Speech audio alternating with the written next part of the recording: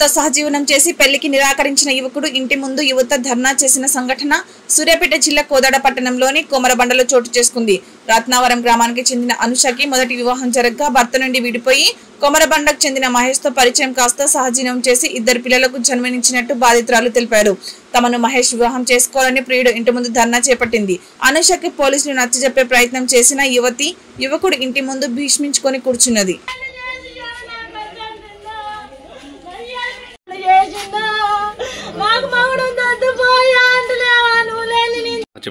మా తల్లిగారి తల్లిగారేమో రత్తారం అండి. నన్ను ఇచ్చింది రామచంద్రపురం. అయితే మేము ఈ కోరబండ వచ్చి పెట్టుకున్నప్పుడు మోషా అనే అతను నాకు పరిచయం అయ్యాడు. నాకు భర్త ఉండన్నా కూడా నన్ను నీ జాగాలు నువ్వు ఉండు, నా ఇద్దరం కలిసి ఉన్నాం కొన్ని రోజులు, నీ జాగాలు నువ్వు ఉండు, నా జాగాలు నేను ఉండంటే నేను ఉండను, నేను జావనైనా దస్తా కానీ మా వాళ్ళు వచ్చి నీ ఇంటి మీదనే పడతారు నేను దస్తే అనేసి అన్నాడు సార్. అన్న తర్వాత బయటకు వచ్చి పెట్టాక ఇద్దరు ఆడపిల్లగాళ్ళు ఆయనకే అయ్యారు సార్. ఇద్దరు ఆడపిల్లలే.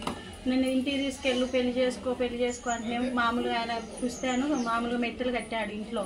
తర్వాత ఇంటికి తీసపో అంటే మా ఇంట్లో ఒప్పుకోవట్లేదు. మా ఇంట్లో అలా చేసుకుంటా పెళ్లి అనేసి అన్నాడు. ఇంటికి తీసుకొచ్చి నాకు పెళ్లి వద్దు, నువ్వు వద్దు, నాకు వద్దు అనేసి అంటుడు. ఇద్దరు పిల్లగాళ్ళు కూడా ఆయనకే సార్.